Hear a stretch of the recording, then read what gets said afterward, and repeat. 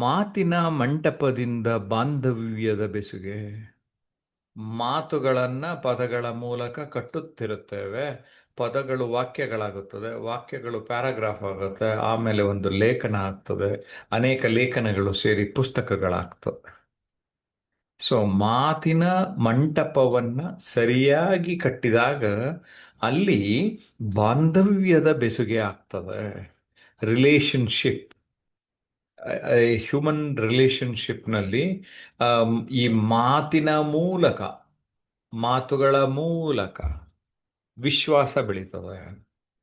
ಇದೇ ಮಾತುಗಳು ಹಗೆತನವನ್ನ ತರಲಿಕ್ಕೆ ಸಾಧ್ಯ ಮಾಡ್ತದೆ. ಅಹಂನಿಂದ ಆಡುವ ಕೆಲವು ಮಾತುಗಳು ಬೇರೆಯವರಿಗೆ ಈಟಿಗಿಂತ ಕತ್ತಿಗಿಂತ ಹರಿತವಾಗಿ ತಟ್ಟುತ್ತೆ.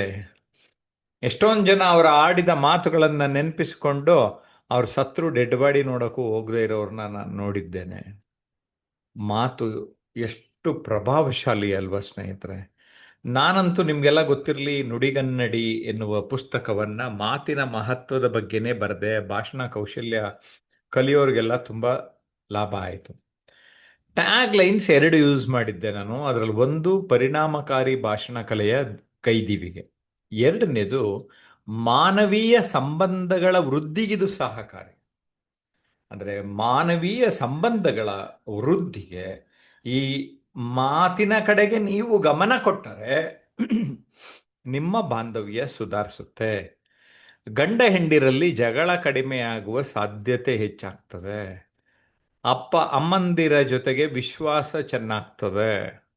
ಸಹೋದರ ಸಹೋದರಿಯರ ಜೊತೆಗೆ ಚೆನ್ನಾಗ್ತದೆ.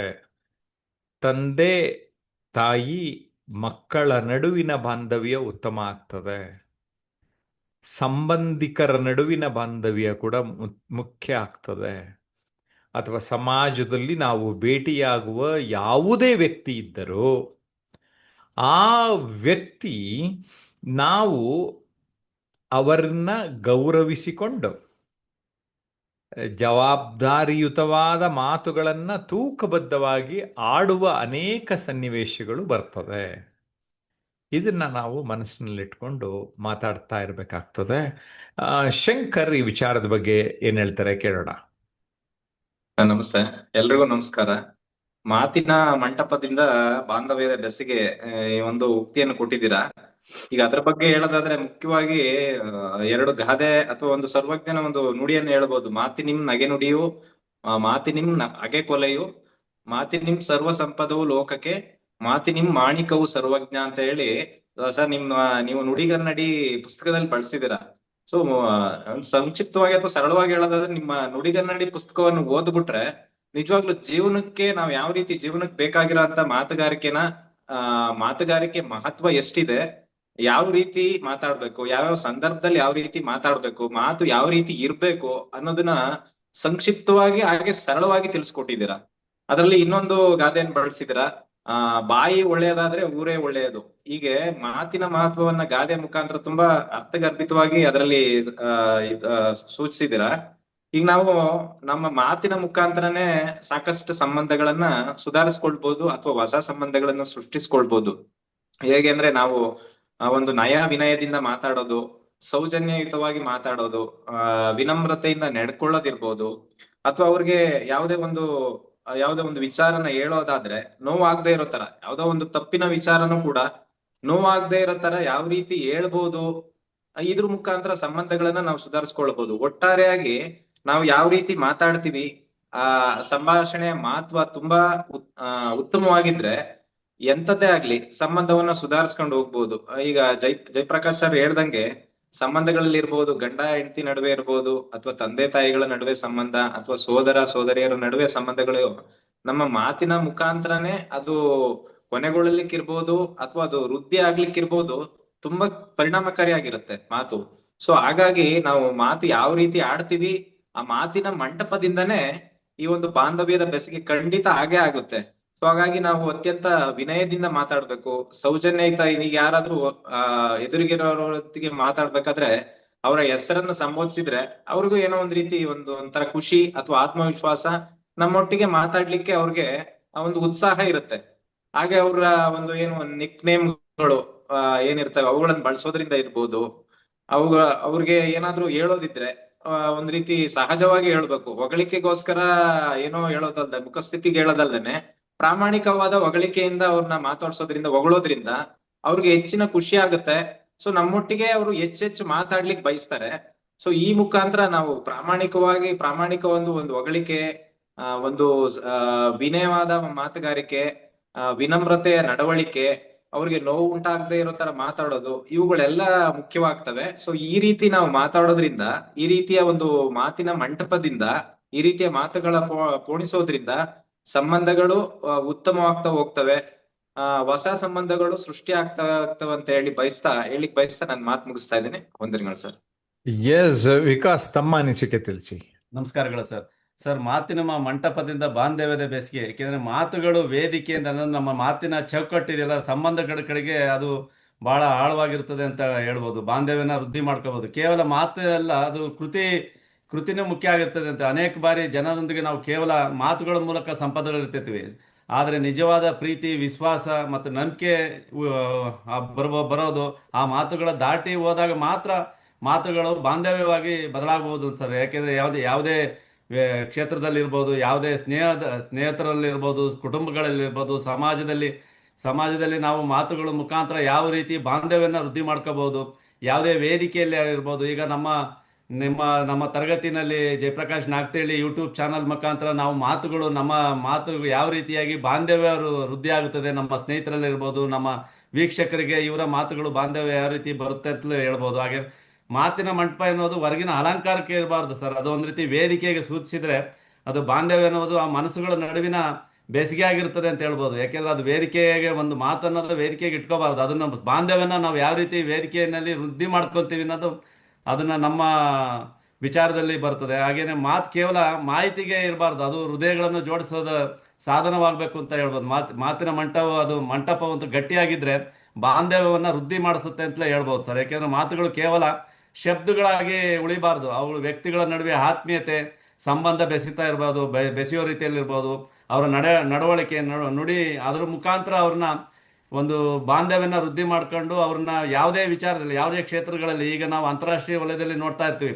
ನಮ್ಮ ಟ್ರಂಪ್ ಇರಾನ್ ವಿಚಾರದಲ್ಲಿ, ಅವ್ರನ್ನ ಮಾತಿನ ವಿಚಾರದಲ್ಲಿ ಯಾವ ರೀತಿ ಬಾಂಧವ್ಯನ ವೃದ್ಧಿ ಆಗಲ್ಲ, ಬೇರೆ ವಿಚಾರದಲ್ಲಿ ನಿಮ್ಮ ಒಂದು ವಿಡಿಯೋದಲ್ಲಿ ನೋಡ್ತಾ ಇರ್ತೀವಿ. ಅದನ್ನು ಆ ವಿಚಾರದಲ್ಲಿ ಇರ್ಬೋದು. ರಾಜಕೀಯ ಕ್ಷೇತ್ರದಲ್ಲಿರೋರು ಅಲ್ಲಿ ಆ ಮಾತಿನ ಮುಖಾಂತರ ಅವರ ಮಂಟಪನ ಹೇಗೆ ಬಾಂಧವ್ಯನ ಮುಂದೆ ತರ್ತಾರೆ ಅಂತ ಹೇಳ್ತಾ ನಾನು 2 ಮಾತುಗಳನ್ನು ಮುಗಿಸ್ತಾ ಇದ್ದೀನಿ. ಧನ್ಯವಾದಗಳು ಸರ್. ಎಸ್ ವಿಕಾಸ್, ಕೆಲವೊಂದು ಸಾರಿ ಕೆಲವು ವ್ಯಕ್ತಿಗಳು ಮಾತಿನ ಮೂಲಕ ದರ್ಪವನ್ನ, ಅಹಮ್ಮನ್ನ, ಬೆದರಿಕೆಯನ್ನ ಬೇಕಂತಾನೆ ಮಾಡ್ತಾ ಇರ್ತಾರೆ. ಆ ಮಾತಿನ ಮರ್ಮವನ್ನ ನಾವು ಅರಿತಾಗ ಅವೆಲ್ಲ ಸಾಧ್ಯ ಆಗ್ತದೆ. Reading in between the lines ಅಂತ ಹೇಳ್ತೇವೆ. ಅರ್ಥ ಮಾಡ್ಕೊಳ್ತಾ ಹೋಗ್ತಾ ಇದ್ರೆ ಅಂತಾರಾಷ್ಟ್ರೀಯ ರಾಜಕೀಯನೂ ನಿಮ್ಗೆ ಅರ್ಥ ಆಗ್ತದೆ. ಈಗ ನಮ್ಮ ಜೊತೆ ರಾಜೇಂದ್ರ ಇದ್ದಾರೆ. ಈ ಮಾತಿನ ಬಗ್ಗೆ ಏನು ಹೇಳ್ತಾರೆ? ನಮಸ್ಕಾರ ಎಲ್ಲರಿಗೂ. ಇವತ್ತು ಸರ್ ಒಂದು ಒಳ್ಳೆ ಟಾಪಿಕ್ ಕೊಟ್ಟಿದ್ದಾರೆ, ಮಾತಿನ ಮಂಟಪದಿಂದ ಬಾಂಧವ್ಯದ ಬೆಸುಗೆ. ಮಾನವನ ಜೀವನದಲ್ಲಿ ಯಶಸ್ಸು, ಸಂತೋಷ, ಶಾಂತಿ ಇವುಗಳ ಮೂಲ ಏನು ಗೊತ್ತಂದ್ರೆ ಅದು ನಮ್ಮ ಸಂಬಂಧಗಳು. ಬಟ್ ಈ ಸಂಬಂಧಗಳನ್ನು ನಾವು ಹೇಗೆ ನಿರ್ಮಿಸುತ್ತೇವೆ ಅದಕ್ಕೆ ಒಂದೇ ಉತ್ತರ, ನಮ್ಮ ಮಾತಿನ ಮೂಲಕ. ನಮ್ಮ ಮಾತು ಒಂದು ಬೀಜದಂತೆ. ನಾವು ಯಾವ ರೀತಿ ಮಾತನ್ನು ಬಳಸುತ್ತೀವೋ ಅದೇ ರೀತಿ ಸಂಬಂಧಗಳನ್ನು ಬೆಳೆಸುತ್ತೀವಿ. ಕಠಿಣ ಮಾತಾಡಿದರೆ ನಮ್ಮ ಸಂಬಂಧ ದೂರವಾಗ್ತದೆ, ಮೃದುವಾಗಿ ಮಾತನಾಡಿದರೆ ಸಂಬಂಧ ಹತ್ತಿರ ಆಗ್ತದೆ. ಪ್ರಾಮಾಣಿಕ ಮಾತದಿಂದ ವಿಶ್ವಾಸ, ನಂಬಿಕೆಯನ್ನು ಬೆಳೆಸ್ಕೋಬಹುದು. ಪ್ರೀತಿಯ ಮಾತನಾಡಿದರೆ ದೀರ್ಘಕಾಲದಿಂದ ಸಂಬಂಧ ಬೆಳೆಯುತ್ತದೆ. ಸೊ ನಾವು ಒಂದು ಮಾತು ಗೊತ್ತಿರಬೇಕು, ಮಾತನಾಡಿದರೆ ಮುತ್ತಿನಂತೆ ಆಗಬೇಕು, ಅದರಿಂದ ಮನಸ್ಸು ಮಧುರವಾಗಿರುತ್ತದೆ. ನಮ್ಮ ಮಾತುಗಳು ನಮ್ಮ ಮೌಲ್ಯವನ್ನು ನಿರ್ಧರಿಸುತ್ತದೆ ಮತ್ತೆ ನಮ್ಮ ಮನಸ್ಸನ್ನು ಬದಲಾಯಿಸುತ್ತದೆ. ನಾವು ಮಾತಿನ ಶಕ್ತಿಯನ್ನು ಒಬ್ಬನ್ನು ಪ್ರೇರಿಸಬಹುದು, ಒಬ್ಬನ ಹೃದಯವನ್ನು ಮುರಿಯಬಹುದು, ಒಬ್ಬ ಜೀವನವನ್ನು ಬದಲಾಯಿಸಬಹುದು.